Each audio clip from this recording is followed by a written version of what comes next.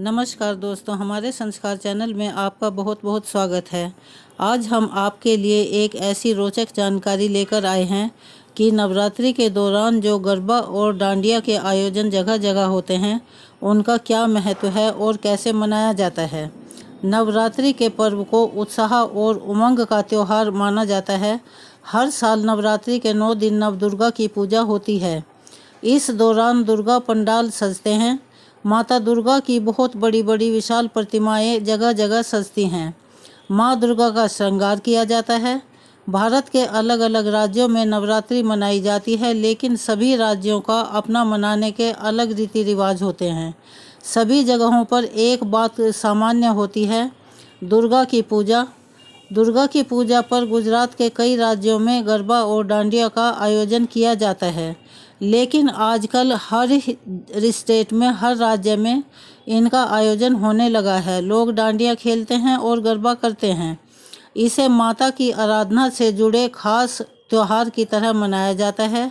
लेकिन क्या आप जानते हैं कि नवरात्रि में डांडिया और गरबा क्यों खेलते हैं? डांडिया का और गरबा का धार्मिक महत्व क्या है? डांडिया और गरबा में अंतर क्या है? चलिए जानते हैं नवरात्रि का गरबा और डांडिया से संबंध और दोनों में अंतर।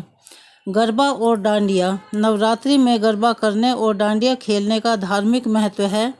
इन दोनों नृत्य को माँ दुर्गा से जोड़ा जाता है। गरबा को माँ दुर्गा की प्रतिमा के आसपास, जहाँ माता की जोत जगाई जाती है, वहाँ किया जाता है। गरबा गर्भ शब्द से लिया गया है, जो माता के गर्भ में शिशु के जीवन को दर्शाता है। गरबा करते समय इसका नृत्य करने वाले गोले में खड़े होकर, घूमकर, नाचकर नृत्य करते हैं, जो जीवन के गोल चक्र का प्रतीक है। वहीं डांडिया नृत्य माँ दुर्गा और महिषासुर के बीच हुए युद्ध को भी प्रदर्शित करता है। डांडिया की रंगीन छड़ी को माँ दुर्गा की तलवार मानी जाती है। इस कारण डांडिया को तलवार नृत्य भी कहते हैं। नवरात्रि के 9 दिनों में इन माता के 9 स्वरूपों की पूजा होती है। जो 9 दिन जोत जलाई जाती है उसे अखंड जोत कहते हैं। डांडिया भी नवरात्रि के 9 दिन खेलते हैं। हर शाम भक्त माँ की पूजा के लिए इकट्ठे होते हैं और डांडिया करते हैं। गुजरात में लगभग हर घर और हर गली में माँ दुर्गा की प्रतिमा के सामने डांडिया किया जाता है और माता को प्रसन्न किया जाता है। नवरात्रि में गरबा करते हैं महिलाएं, पुरुष और बच्चे एक गोल आकृति में इकट्ठे होकर गरबा करते हैं। इस दौरान जहां गरबा करते हैं उसके केंद्र में एक मिट्टी का बर्तन रखते हैं, जिसमें सुपारी, नारियल और चांदी का सिक्का रखा जाता है। वैसे तो डांडिया और गरबा 2 अलग अलग तरह के नृत्य हैं, लेकिन दोनों का नाता माता दुर्गा और नवरात्रि से जुड़ा हुआ है। डांडिया और गरबा में एक विशेष फर्क ये है कि गरबा माँ दुर्गा की आरती से पहले किया जाता है और डांडिया आरती के बाद खेला जाता है। यह गुजरात का पारंपरिक लोक नृत्य है, जिसे सौभाग्य का प्रतीक माना जाता है। कहा जाता है कि इन 9 दिनों में गरबा खेलकर भक्तजन माँ दुर्गा को प्रसन्न करने की कोशिश करते हैं और अपने लिए मनचाहे फल की कामना करते हैं।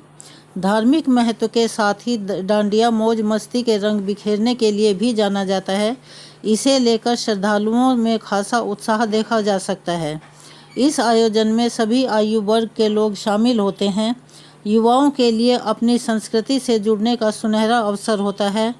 पूरी रात डांडिया और गरबे की मस्ती में झूमते हैं। इससे चारों तरफ उत्सव का माहौल रहता है। नवरात्रों में शाम को डांडिया नृत्य के जरिए माँ दुर्गा की पूजा की जाती है।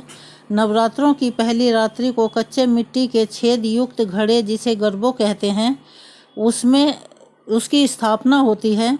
फिर उसके अंदर दीपक जलाया जाता है। यह दीप ज्ञान की रोशनी का प्रतीक माना जाता है। वर्षों पहले गुजरात में महिषासुर राक्षस से आतंक से त्रस्त लोगों ने ब्रह्मा, विष्णु और महेश की आराधना की। देवताओं के प्रकोप से तब तक देवी जगदम्बा प्रकट हुई और उन्होंने उस राक्षस का वध किया। तभी से यहाँ नवरात्रि में भक्तगण 9 दिनों तक उपवास करने लगे और देवी के सम्मान में डांडिया करने लगे। इस तरह गरबा करना और डांडिया खेलना एक प्रथा बन गई, जिसे आज सभी वर्ग के लोग एंजॉय करते हैं और खूब खुशी के साथ मनाते हैं। अगर आपको हमारी ये कोशिश पसंद आई हो हमारी वीडियो पसंद आई हो तो प्लीज़ हमारे चैनल को सब्सक्राइब करें, ज़्यादा से ज़्यादा शेयर करें और ऐसी ही जानकारियाँ हम आपके लिए लेकर आते रहें।